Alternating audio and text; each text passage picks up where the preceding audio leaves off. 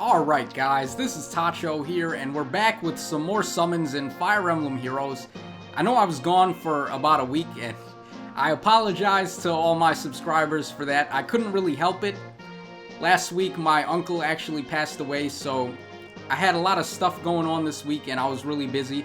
So I had some family over and they were spending the night in the guest room, and most of my time was spent this week going to wakes and going to the funeral and all that, so I apologize for the lack of videos, and especially to the Hunter x Hunter fans, because I know I usually cover the update for that game weekly and I wasn't able to do it this week. But anyway, here we go.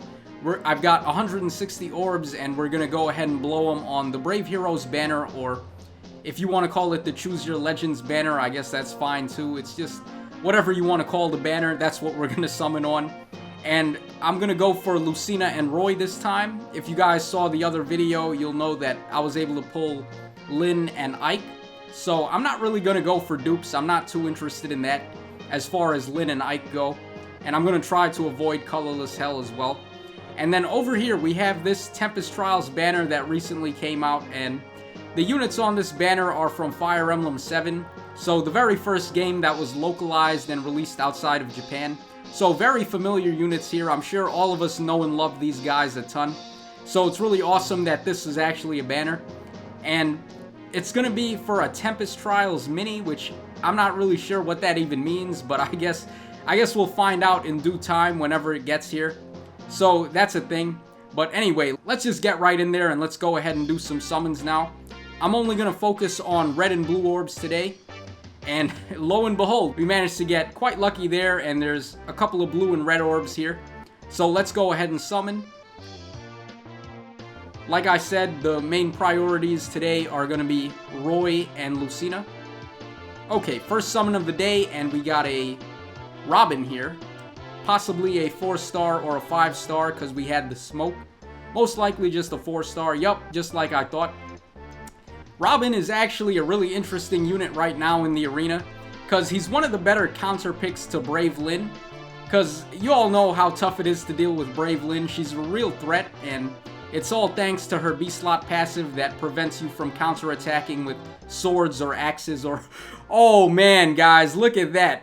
Just as I'm talking about Robin, we managed to pull Brave Lucina on the second summon. Well, that's really good, guys. I'm happy about that. Hopefully she's got some good IVs. I'm going to check them out later, but the really interesting thing about Brave Lucina is that I'm not sure if she has the Fire Emblem Awakening symbol in her, I think it's her right eye where she's supposed to have it, and I don't think they actually included it on her Brave artwork, so I don't know if I'm just like, I don't know if I'm not looking at it the right way or whatever, but it doesn't look like she has it there. And the real giveaway to it is that it kind of looks like she has heterochromia and she has two different colors of eyes, so it's hard to tell with Lucina. But anyway, moving on to the next summon here, we got a Hinata there, 4-star. Very good summon. Low-key, I kind of want to get some more Hinatas as well, because I need to give Fury 3 to some of my other characters. So the more Hinatas I manage to pull today, the better. Alright, so what was I talking about way back when we pulled that Robin? How he's one of the best counter picks to Brave Lucina. And the reason why that is because Robin has the Raven Tome, which is going to be strong against colorless foes. And then you also give him Triangle Adept in the A slot, so he can have a double effectiveness against the colorless foes. And then in the B slot, you actually have to run Bowbreaker on him to get it off. Because if you don't run Bowbreaker on him, he's not going to be able to double Brave Lyn, and if he can't double her, then she's going to survive the first hit, and that means if any of the opponents have Wings of Mercy, then they're going to be able to fly directly to her. So you don't want that to happen. You want to make sure that you take care of Brave Lyn on the first hit.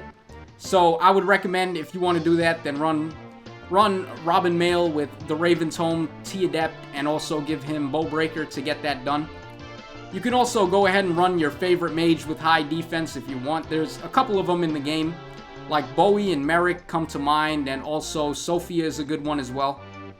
So those are the options if you want a really hard counter Brave Lyn.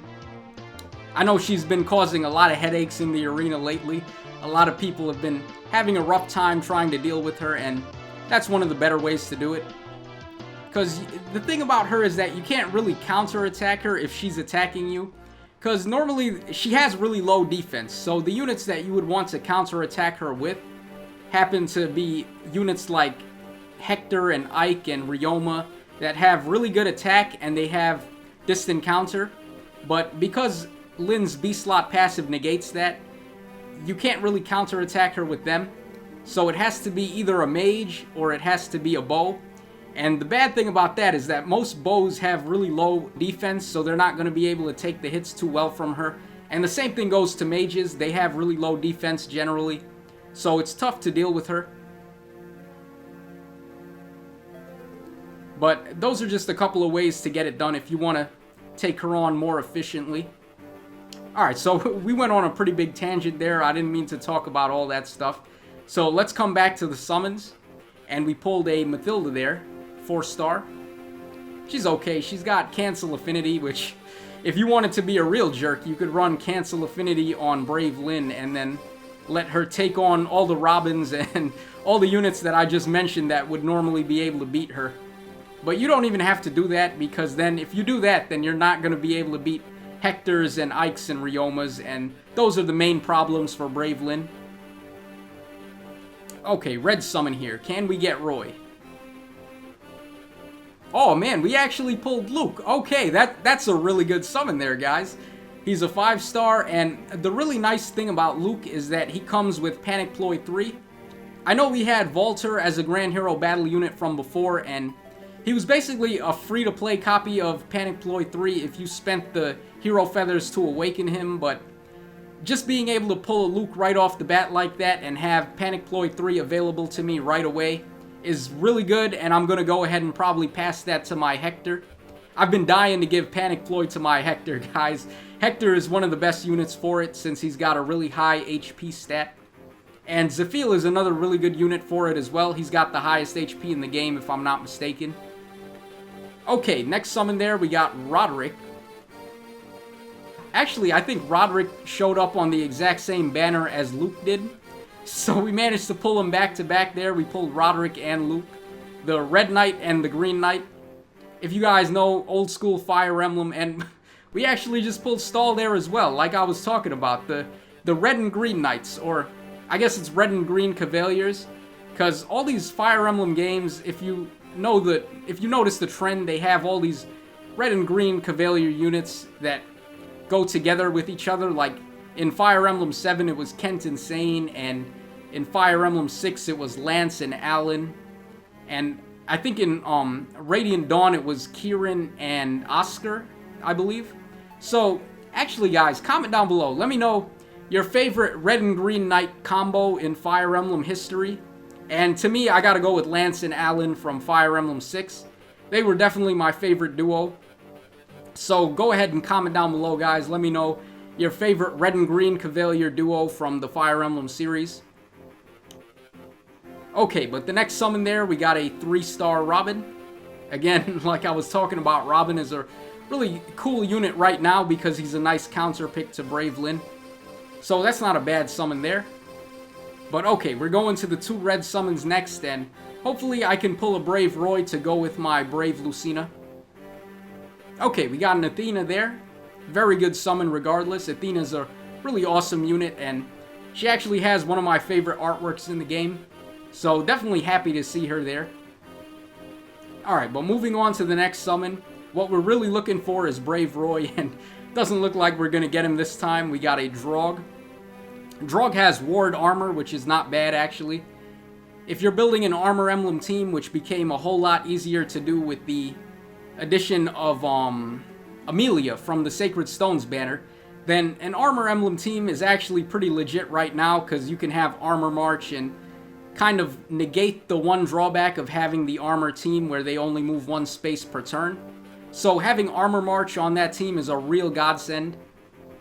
And like I was talking about with Draug, he has Ward Armor as his C-slot passive, so that's a really good inherit if you're making an Armor Emblem team. I actually find the Ward and the Goad skills to be better on the on the armor team, because since it's so tough for them to move at the same time and they have like one range movement and it's tough to group them together, it's kind of better for them to have the ward and the goad skills, because that way you're going to guarantee that you're going to be able to get the stat boosts to come into play, and you don't actually have to keep your units adjacent. And another really good thing about those skills is that they count as spurs, so you can stack them. So that's a really nice way to build your armor emblem team.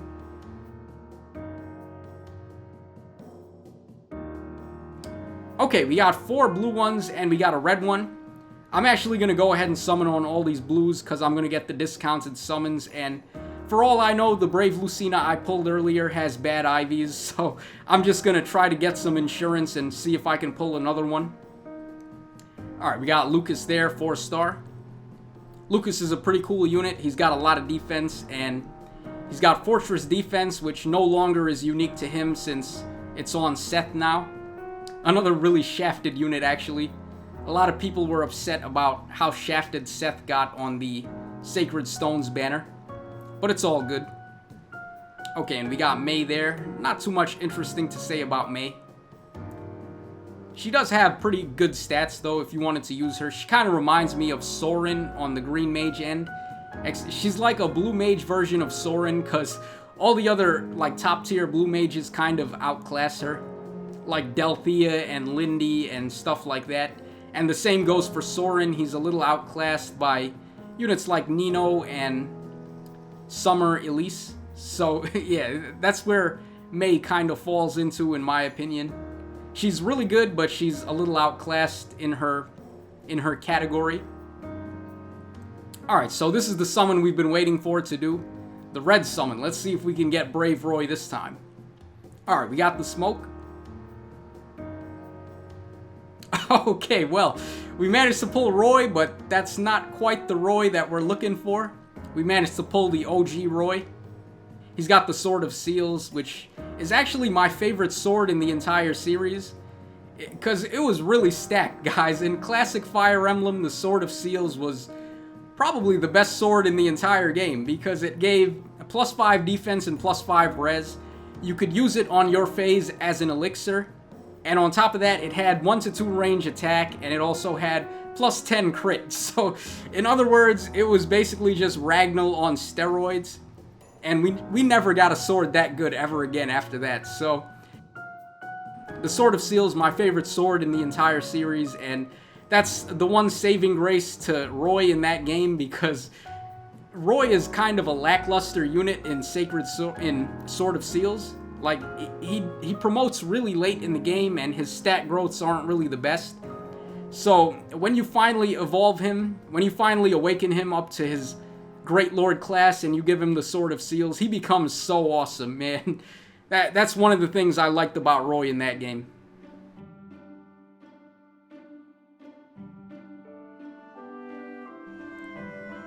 Alright, but let's keep going. We got no smoke on this red summon.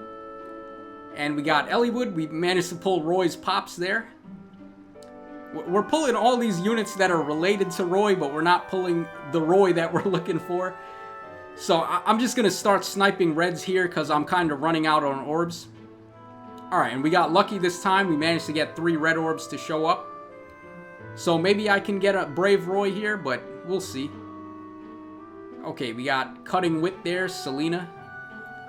Someone actually commented on one of my other videos that some of these units from Fates are actually the exact same units from Awakening, that they just somehow made the trip over to Fates and they changed their names. So I don't really know what's up with that, but... And this guy here too, Laszlo, he's like the Inigo lookalike, and...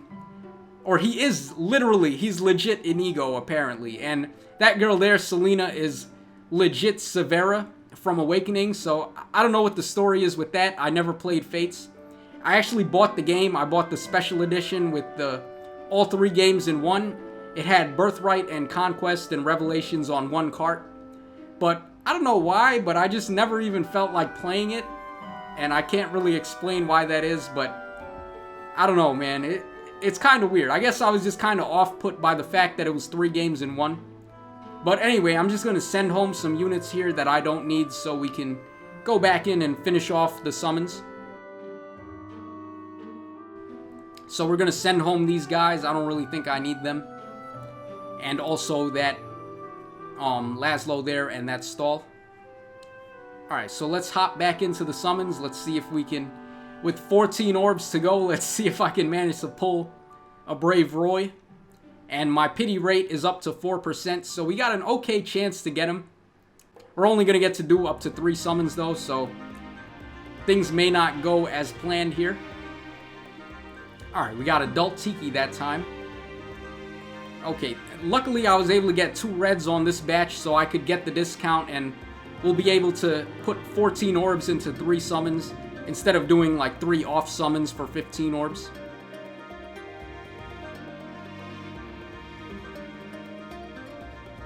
Okay, a 4-star Fear there. She's got Glacius, so not bad for fodder. But what we're looking for, again, I reiterate, we're looking for Brave Roy, and oh man, that's the worst right there, guys. When they, right as I run out of orbs to do multi-summons, they just give me all the red orbs that I want on the final batch. And now I don't have any more orbs to go ahead and dip into those other red orbs. So that really sucks, but we managed to get back-to-back Fears there. So I guess that's going to end the video. I wish I had just a couple more orbs so we could go in there and summon on those red orbs that just showed up, but it ain't gonna happen, guys. So if you enjoyed the video, let me know in the comment section down below. And this is Tacho signing out. As always, cheers, have a great day, and I hope to see you again next time.